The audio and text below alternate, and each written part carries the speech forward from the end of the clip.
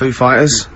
All my life on XFM 104.9. I'm Ricky Gervais with me, Steve Merchant, and Carl Pilkington. Indeed. Genius Carl Pilkington, as Heat magazine said. Really? Is that what he's referred to now? Yeah, yeah. Genius. Saying about people tune in just to hear his games, such as Educating Ricky. Have you got some Educating Ricky for me? Got some education. I need some education, Carl. That's I desperately need some education. I want to learn about Chinese kids that are born hairier than average. I want to hear about deaf girls that can hear after their mum hits their head against a wall. These are the things I need to know. I mean, I don't wish to be disrespectful. He doesn't look like a genius. He doesn't look like But then I don't know what a genius looks like. Exactly. So, Steve. you know, I don't want to be an look at Einstein. Yeah. Yeah. His mum thought he was mental as a child. Where'd you get that information from? That was in the Einstein book. Well, it was in the Einstein book, then it's truly true. Which Einstein book is that? His Theory of Relativity? The big book of Einstein stuff. Oh, yeah. Yeah, the big bumper book of Einstein stuff. It's for a coach trip, and you have to fill in E equals MC1 squared, 2 fish, or 3 hello, and then it's multiple choice, and you fill it. It's great. It's Did his mum think, A, he was a genius, B, mental? Most people go for A, but it is in fact B. She thought he was mental at the age of 28.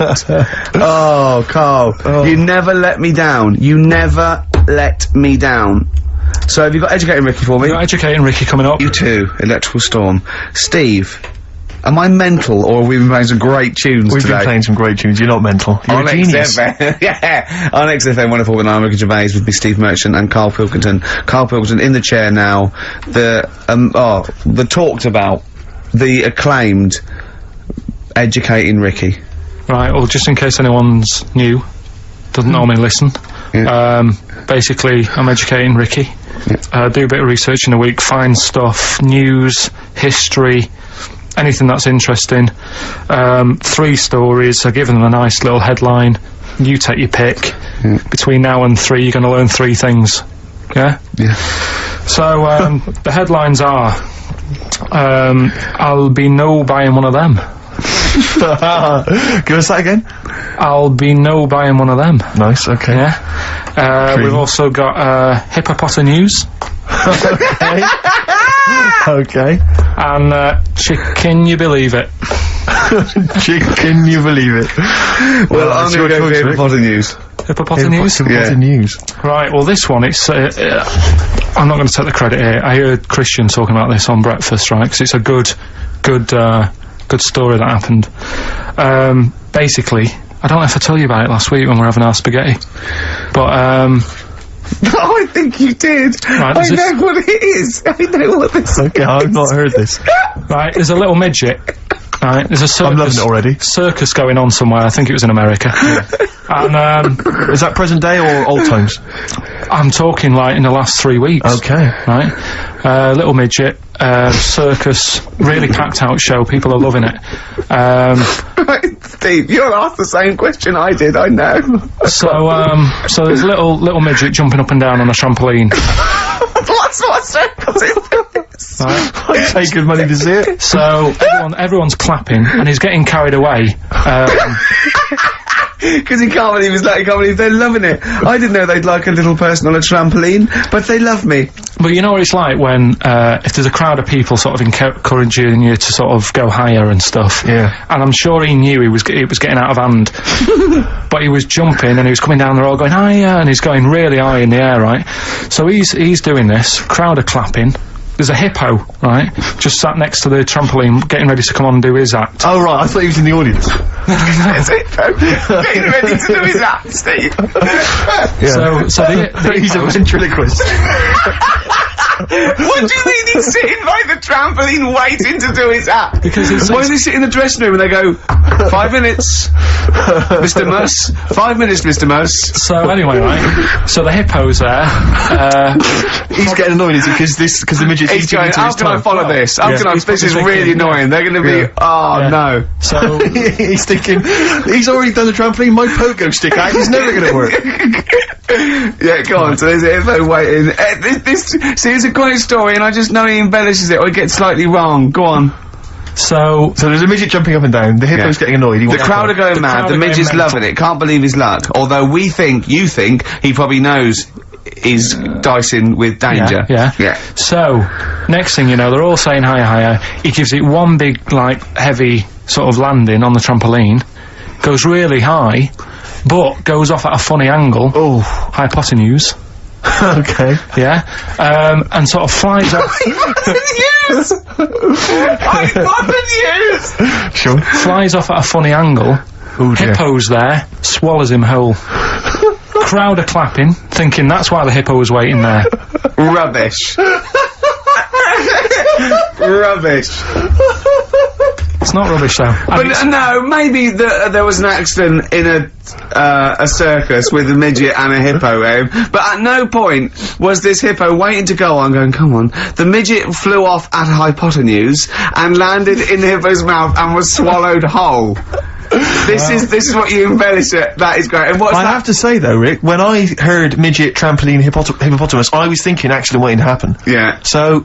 Yeah. Maybe. I mean, it is that you should never put those three together. Never. It's a recipe for disaster. It's Everyone knows that. Midget trampoline hippopotamus. Are you mental? You're asking for trouble.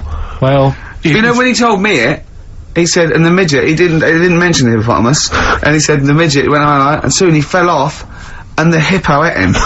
And I said, sorry, what was the hippo doing there? He went, it's a circus. I've never heard of a circus having a hippo. What do hippos do? What can they do? You can't train them, can you? What do you... Aren't they, like, very deadly? They're huge, aren't they? You can't have a hippo in a circus. Are you sure? You're not thinking of Zippo? He's neither clown. Yeah. And it wasn't some sort of where Zippo was eating a midget, and it's some sort of horrible sexual act. No, it was definitely. I heard it on breakfast, right? Oh, okay, sorry. No, it's definitely fact. Yeah, though. It's okay, definitely right, truth. okay, good. Well, let's play a record then. So, I'd like to play a classic Springsteen. We're all fans of Springsteen there. This might be his debut album, I'm not sure. Greetings Raspberry Park. I think it is, yeah. New Jersey. And this is Growing Up. It's great, it's classic. Educating Ricky, part 2. Right, what's the clues left? Well, we've got left the headlines. Albino buying one of them. Yeah. And we've also got chicken. You believe it? Chicken. You believe it? So they're the two that are left. Which one's you going for? Chicken, you believe it, is not that picture, is it? That we saw. Which picture? The bloke with the... No. Right, okay. God, that was bad. Right, okay, so... I just better explain We that. can't really discuss this on air, can we? Well, we can. Steve brought in, Carl, the best book ever, which is, what is it? I found it when I was moving house. It's an FHM publication, and it's kind of like lots of grotesque pictures and stories, and like the book of a book of freaks and weirdos and. And Carl opened it, and the first one was like At the back. At the back. Well, you couldn't believe your luck, could you? What was it? What was number 50? A bloke with two heads. And he said, "What's number 1?" Yeah. And then number 6, there's a bloke who's a squid or something. Octopus. Yeah. yeah. He's loving it. At number 1, he said, well, it's just a fella under a rock. And I went, oh no, read on, I think I know about this. And it's the fella that was found, he caused a landslide while having sex with a chicken. And they pulled him up and there he is, the chicken owner. Right, so Carl could not believe his luck. So it's not that. Chicken, you believe it? I'll have that one. You're then. going for that one? Yeah. Right, well, we've talked a lot on the show about, We've talked a lot on the show. Yeah. About animals without heads. We haven't! We haven't!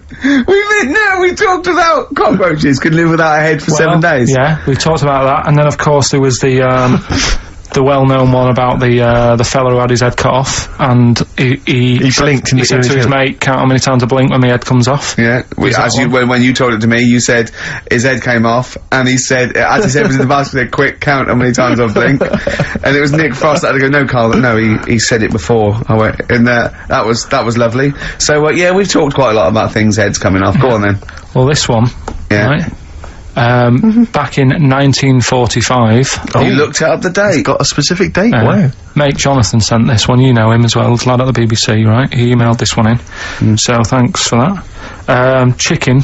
It's called Mike. There's a chicken called. Sorry, I missed a bit there. There's a chicken called Mike. Chicken called Mike. Okay. Right? Yeah. What happened was, it was living on a farm, right? Loads of chickens knocking about, and the owner of the farm is like, you know, getting ready for tea, and his wife says, go out and get a fresh chicken, because my mum's coming round. So he thinks, well, I want to get a good one in, because I want to impress her, because back then, even then, they wanted to impress the mother-in-law and that. So they said, right, I'll just nip out and get one. So he sees Mike, chicken, running around. Is this during the war or after the war? 1945, I'd say that was after.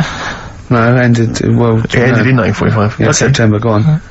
So, chicken's running about, he thinks that one, that looks alright, I'll have that one. Mikey. So he picks it up, and he cuts its head off. Oh.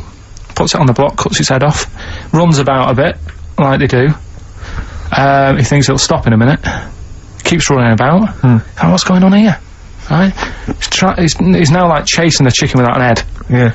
He's saying it should die in a minute. Anyway, doesn't die. Chicken's walking around with no head. Lives for 18 months. Yeah. Chicken with no head. Yeah. What do you think of that? Well, I'll tell you, I've heard this story before, Rick, and the explanation, as I understand it, was that certain vital cords, spinal cords, weren't severed when the head came off. So that was why it continued to live. Yep. I don't know if that sounds plausible. It's fine, absolutely fine.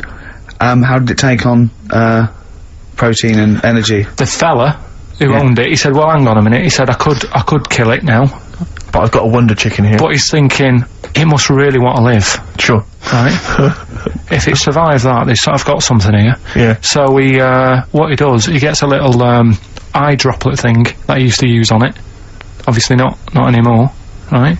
And he filled it with grain and water, and it had a big hole in its neck where its head used to be. And he incredibly. And he dropped. You know what? There's. I mean, that is possible then. If it, without infection, without infection, if he was taking on things, it is possible, right?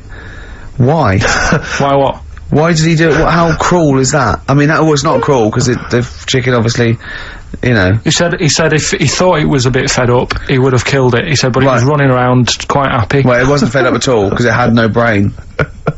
Well, what do you mean? Wow.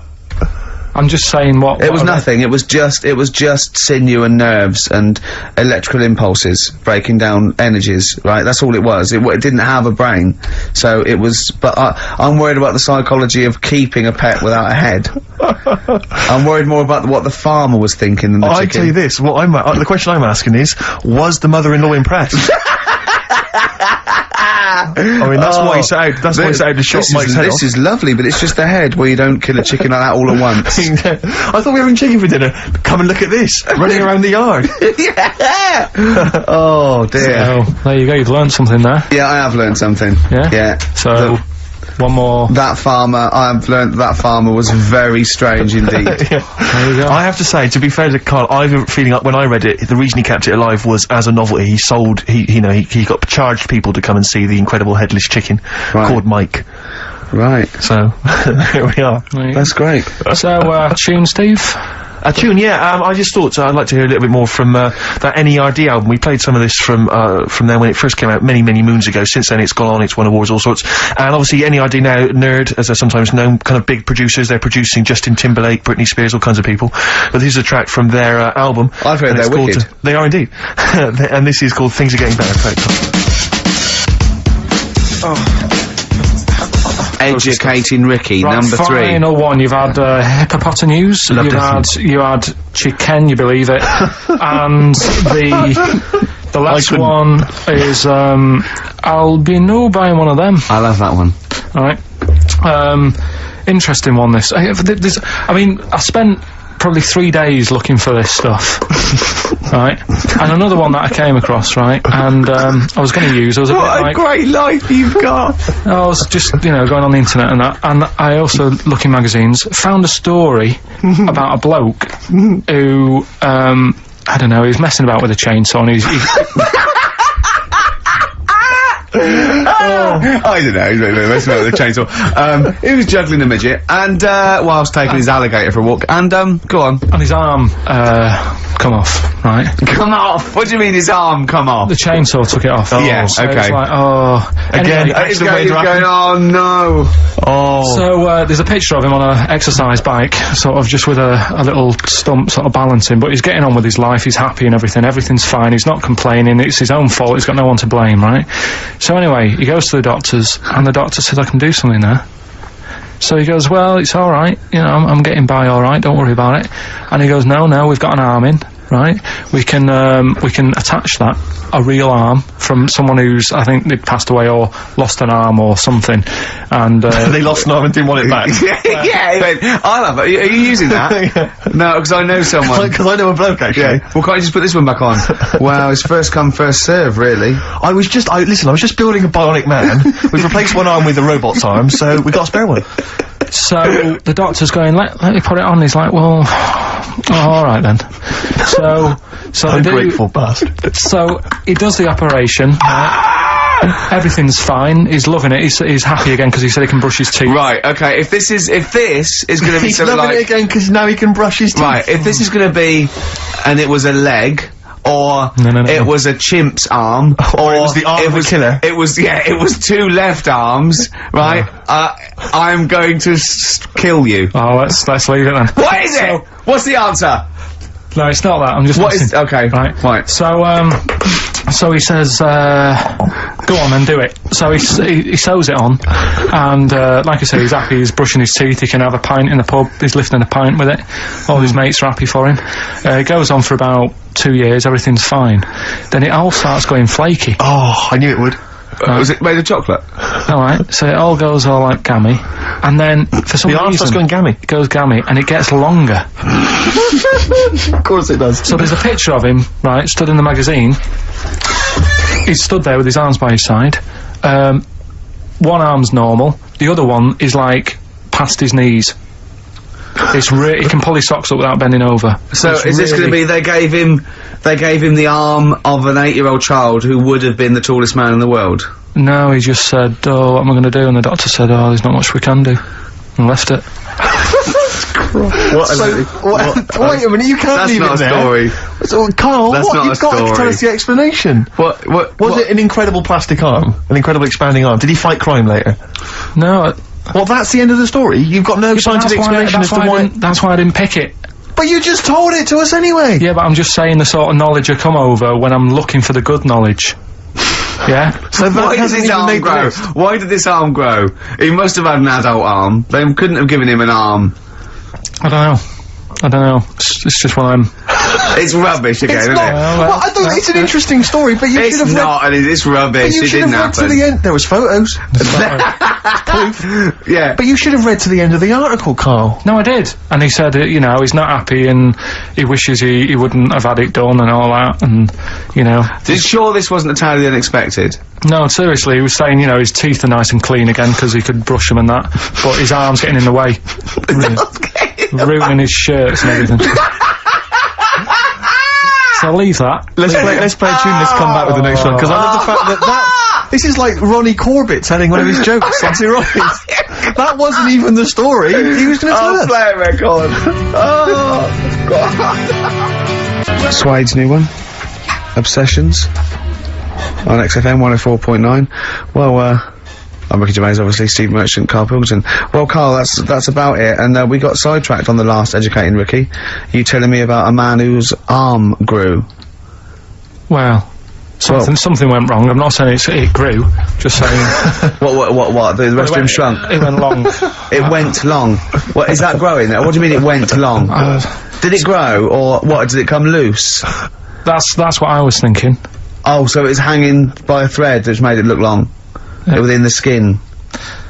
It's like how you can stretch a pair of tights if something is too heavy. Arms aren't very much like tights. They are very much the like one, tights. the one that we didn't get round to on Educating Yeah. Ricky was Albino buying one of them. Go on. Are you familiar with the saying white elephant? Something is a white elephant. Yeah, I don't think so. Hold on. You phoned me last night and said, what does white elephant mean? And I told you. Yeah, I know, but I know where it came from, but I just was wondering what it was about. So how, in what way is Educating Ricky you calling me up and asking me something? Well, do you know how it came about? You've given away some of the secrets of the show there, it would appear. I didn't realise he was phoning you for information. Well, he just asked me what the term white elephant meant in sort of like colloquial. Did he say, why are you interested, Carl? No reason. No, go on. Well, what it is, ages ago when... So what do we understand white elephant to mean? Well, some of that's useless, that's like a bit of a, you know, something that you wouldn't want around that's just stood there doing nothing. Yeah. I'm looking at you, Carl. So years ago, when people used to use elephants... Years ago, go on. When people used to use elephants? Yeah, more than they do now. Right. More than they do now! This doesn't involve a midget, does it? No. So, you know, they'd use them in the workplace and stuff. Sure. Yeah, as factories. Yeah. To move stuff around and that. Yeah, security guards. Yeah. Can't trust them with the buns, though. That's why they stopped using them. Oh, right. God, go on. So there was loads of elephants knocking about, and the thing is, right, you couldn't move from. If you have a lot of something, you also have a lot of demic ones, don't you? A lot of what? You know, sort of demicky ones that aren't right, really. Demicky? Well, you know, like, they weren't properly. They weren't properly. Sorry, demicky, Carl, what are you doing? Right, I'm getting to the story. So what I'm telling you is... They were a bit demicky, so they weren't properly. Have you started making words up? Right. Yeah, you Stanley Unwin. Listen. Reincarnated. Demicky? Well, yeah. There was a lot of albino elephants knocking about. Okay. Where is this? Olden times. Africa. Yes! Should we say Africa? Yeah. If an answer's got a question mark at the end, I'm not sure. It's either Africa or India, but I'll give you a clue. Well, these elephants, do they have big ears or little ears? I didn't sort of notice the size of the elephants. What I noticed is they were white because they were albino elephants. Okay. Right? So... that's why they're heading Albino buying one of them. Okay. Right? So, what would happen is people who didn't know what they were doing, like, you know, you get people making a mistake buying cars that are full of problems and that. Back then when people were buying elephants, they'd go up to someone, say, I'm after an elephant, and the fella would say, yeah, I've got one here for you, this is a nice one. And it was all white and stuff, and it had, like, blue eyes. You should never trust a used elephant salesman. It was just this elephant that's white with blue eyes. Right, so, this is great. So a fellow who didn't know what he was doing would buy the elephant, and he'd get it back, and it'd be all sort of lazy and stuff, and what we're doing and stuff. And he'd say, what's up with this? And his mate, who's a bit of an expert with elephants, and go, oh, where have you bought that from? And he'd say, oh, I got it off that fella, and he goes, oh... all this embellishing nonsense he does with the story. You shouldn't have bought that. So he goes, why? And he says, it's only albino, isn't it? And he's like, what does that mean? And he said, oh, it gets tired. It's not that good at doing work and that, you shouldn't have bought it. It steals from you. But elephants back then were like a god. You know what I mean? Right. You couldn't say, oh, I'm sick of this and I'm going to abandon it or anything, because elephants were seen as, like, pretty high up on the chain of things. So they'd end up being stuck with an elephant, that's an albino, couldn't do much, gets tired, basically gets in the way, so they said, that's where they're saying, like, you know, bought a bit of a white elephant there. What do you reckon, Rick? I feel like I haven't been educated. I feel like I've lost something. So at that time in my life that I can never get back. I feel like I've sort of been soiled, and I don't know where to start. I'm angry. Do you know what I mean? I'm angry. Sure, yeah, I can see that. And all that rubbish around. Look at his little face. Well, what was that? All that shit about a second-hand elephant salesman and his mate knew about elephants. What is it? What are they? They had blue eyes. What are you? Well, albinos have red eyes for a start. Oh, that's it. We've run out of time. Oh, what? I mean, what are you going to do about this next week? Are you going to actually do some educating next week? And what about Rockbusters? Are you going to make the clues proper cryptic clues? Well, that's the teaser, isn't it? That's what we'll leave them with. Will it be any good next week? Tune in and find out on XFM 104.9.